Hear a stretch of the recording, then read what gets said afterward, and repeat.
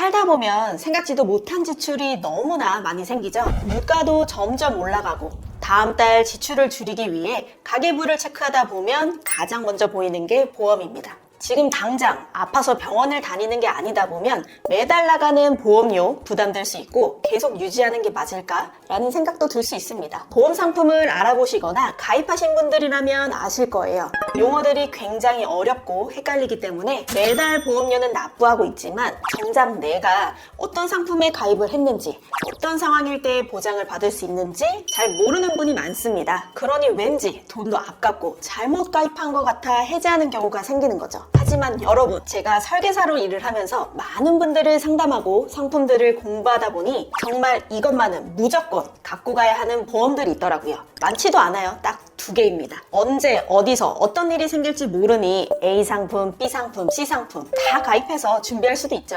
근데 그만큼 내가 납부하는 보험료도 어마무시하고 우리는 보험에만 지출을 하는 게 아니기에 사실 이 방법은 현실적으로 맞지 않는 거죠. 보험은 유지하는 게 중요한데 감당이 안 되는 보험료는 해지할 수밖에 없습니다. 그렇다면 설계사인 저와 제 가족들은 무조건 유지하고 있는 상품 2개 바로 말씀드리겠습니다.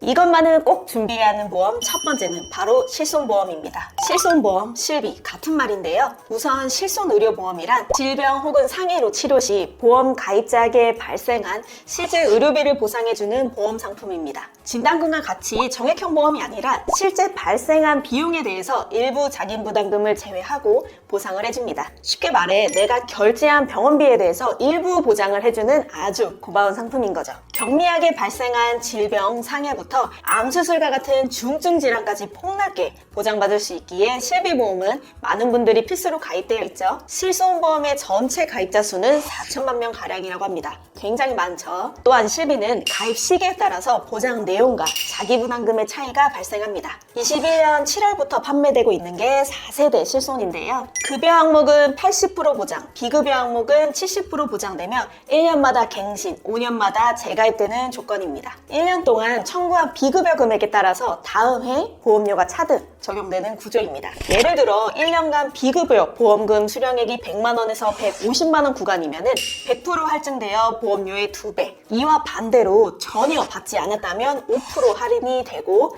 100만 원 미만을 수령했다면 유지가 됩니다. 쉽게 얘기해 보험금을 많이 받으면 내년 보험료가 인상되고 보험료를 전혀 받지 않았다면 반대로 할인되는 방식입니다. 실비 하나만 있어도 내가 아파서 다쳐서 병원 갔을 때 보장되기에 이 상품만큼은 꼭 준비하셔야 합니다. 이것만은 꼭 준비해야 하는 2번째 보험, 바로 암, 뇌, 심장 3대 질병 진단비입니다. 태아든 어린이든 성인이든 가장 중요하게 생각하고 기본적으로 구성을 해야 하는 게 암, 뇌, 심장 3대 진단비입니다. 24년 기준 우리나라 사망 원인 1위가 암이고 2위가 심장질환, 4위가 뇌혈관 질환입니다. 호흡기 쪽을 제외한다면 상위 3개가 암, 뇌, 심장질환입니다. 3대 질병의 경우 치사율이 높고 진단 시 치료기간이 길어집니다. 그렇기에 장기간 요양으로 이어지고 금전적인 수입은 멈추게 되고 현실적인 생활비도 고려해야 하기 때문에 3대 질병 진단비의 경우 미리 필수로 준비되어 있어야 합니다. 우리는 국민건강보험에 가입되어 있는데요. 말씀드린 3대 질병인 암, 뇌혈관, 심장질환은 본인 부담률은 5%이며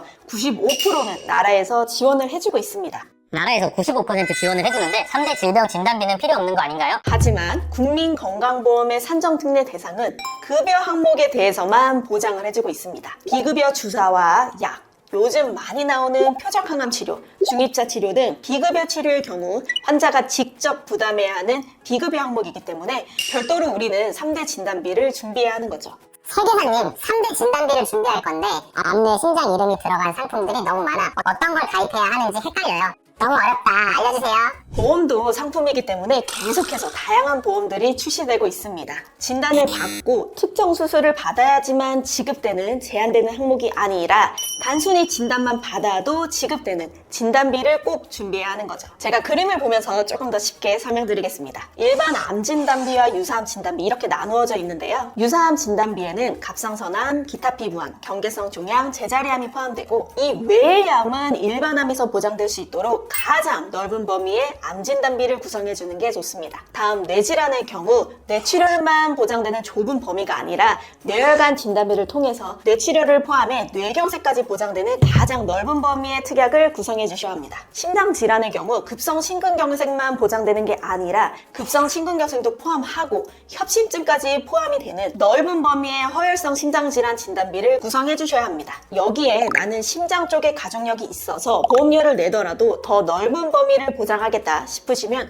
부정맥, 심부전이 포함된 심혈관으로 준비해 주세요. 특별한 가족력 없으시다면 급성 심근경색, 협심증이 포함된 허혈성 심장질환 진단비만 구성해도 됩니다. 영상을 찾아보시고 시청하고 계시는 분들이라면 남들보다는 보험에 관해서 관심이 많으신 분들인데요. 그렇기에 이런 상품, 저런 상품 다양하게 많이 접해보셨을 거예요. 하지만 여러분, 이름만 들으면 다 필요한 것 같지만 내가 매달 납입하는 보험료 대비해서 실제로 보장받기가 조건이 까다로운 특약들도 생각보다 많이 있습니다. 이런 부분들은 제외하고 현실적으로 정말 꼭 필요한 상품 2가지, 실비와 3대 질병 진단비에 대해서 제가 설명해 드렸습니다. 추가적으로 관련해 궁금하신 점 있으시면 위에 번호로 전화해 주셔도 되고 댓글에 카카오톡 채널 링크도 나와 있으니 편한 수단으로 연락 주시면 좋을 것 같아요. 영상이 도움이 되셨다면 좋아요와 구독 설계사님, 부탁드리고요. 3대 진단비를 오늘도 긴 준비할 영상 건데 시청해 주셔서 감사드립니다. 본 광고는 심의 기준을 준수하였으며 유효기간은 심의일로부터 1년입니다.